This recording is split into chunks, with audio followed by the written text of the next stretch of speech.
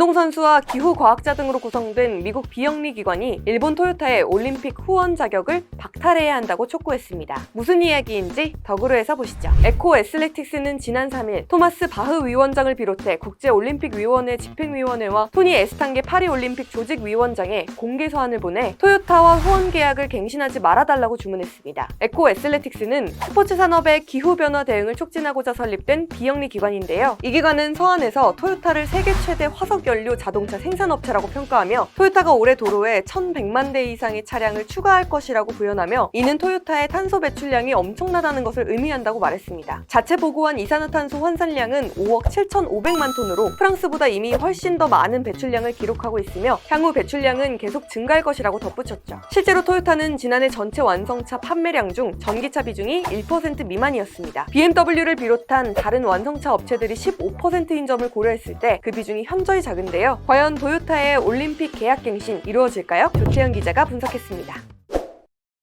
최근에 상당히 많은 논란에 휩싸인 회사에 대한 이야기를 한번 해보려고 합니다. 바로 일본 자동차의 자존심인 토요타인데요. 이번에는 올림픽 후원이 문제가 됐습니다. 토요타는 올림픽 후원사 가운데 한 곳인데요. 여기에 나오는 에코 애슬레틱이라는 단체에서 토요타의 후원 자격 자체를 박탈해야 한다는 주장이 나온 겁니다. 왜 이런 주장이 나왔냐? 결국 문제의 핵심은 전기차라고 할 수가 있겠습니다. 토요타가 전기차로의 전환에 소홀하면서 이 온실가스, 탄소 같은 것들을 많이 배출하고 있다. 이런 상황 속에서 이 올림픽에 제공하는 차량 이런 것들이 전기차, 순수 전기차가 아니라 하이브리드 차인데 이거를 100% 전기차로 홍보하고 있다. 이런 문제 제기를 한 겁니다. 실제로 토요타는 전기차로의 전환에 상당히 소극적인 회사로 알려져 있습니다. 지난해 전체 완성차 판매 가운데 전기차의 비중이 1% 미만에 그렇게 그치고 있거든요. 이것이 기후 위기가 현실화된 지금 같은 시점에 과연 적절한 행보인지 이 부분에 있어서는 비판을 받을 여지가 충분하다고 생각합니다. 실제로 전기차 시장에서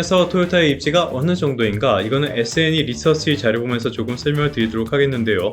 올해 들어서 1월부터 4월까지 전세계 전기차 인도량을 보면요. 토요타는 10위권에는 아예 들어가지도 못하는 회사입니다. 여기에 있는 기타 정도에 속한다는 거예요. 그렇다면 기타 가운데에서는 영향력이 있는 회사냐? 이거는 중국을 제외한 글로벌 전기차 인도량을 보면서 살펴보도록 하겠는데요. 보시면은 토요타는 여기 9위에 자리를 하고 있습니다. 전세계 시장 점유율은 4.4% 정도, 그러니까 현대 기아차의 절반에도 미치지 못한 수준이에요. 중국 내에서만 큰 소리치고 있는 BRD 이쪽도 가까스로 이긴 수준입니다. 지금이야 괜찮을 수도 있겠지만요. 기후 변화에 대응하는 방향으로 산업 구조는 변화하고 있습니다. 특히 산소 배출의 주범같이 여겨지는 자동차 산업에서 그런 흐름이 굉장히 강하게 감지되고 있는데요. 그 대안이 반드시 전기차는 아닐 수도 있지만은 어찌됐든 이런 산업 변화에 대한 대응 측면에서 부족한 면이 보이는 건 사실이라고 할 수 있겠습니다. 그런데 이거보다 훨씬 더 심각한 얘기도 있습니다. 이건 니온 게이자이 신문에 실린 내용인데요. 최근에 불거진 인증 부정 문제, 이걸로 국토교통성에서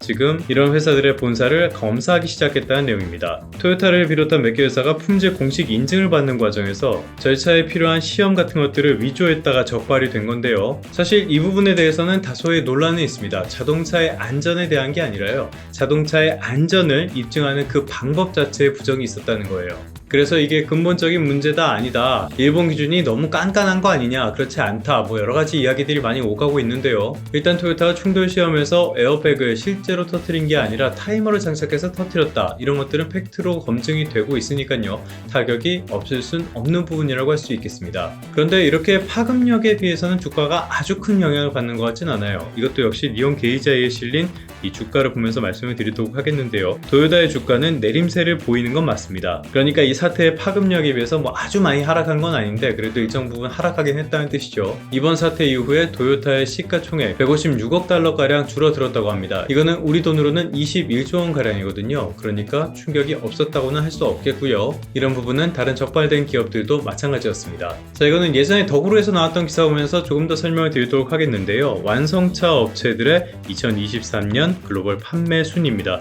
보시면은 1위 역시 부동의 토요타, 계속적으로 1위를 유지하고 있고요.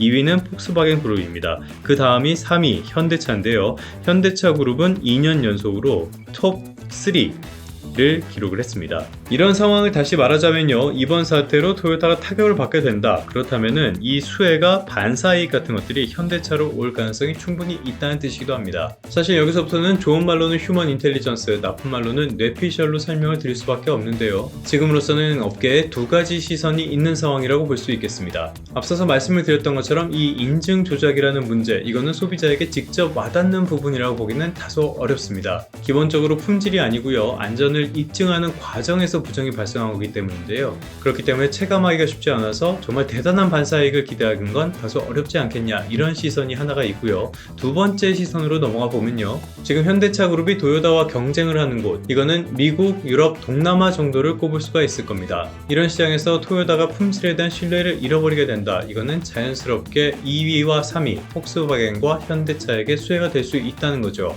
그러니까 토요타가 차지하고 있는 그 파이의 일부분을 잠식할 수 있다는 뜻입니다. 반사이익은 충분히 있을 가능성은 있다라고 볼 수가 있겠고요. 토요타의 품질 이슈가 발생한 게 이번이 처음이 아니라는 점도 여기에 영향을 미칠 것 같습니다. 어쨌든 이번 일의 여파, 이런 것들은 좀 가늠하기가 지금으로서는 어려운 부분들이 있는데요. 국내 산업에 영향을 미칠 가능성, 이 부분도 충분히 있으니까요. 상황을 주시하면서 대응해 나가시는 것이 어떨까 싶습니다.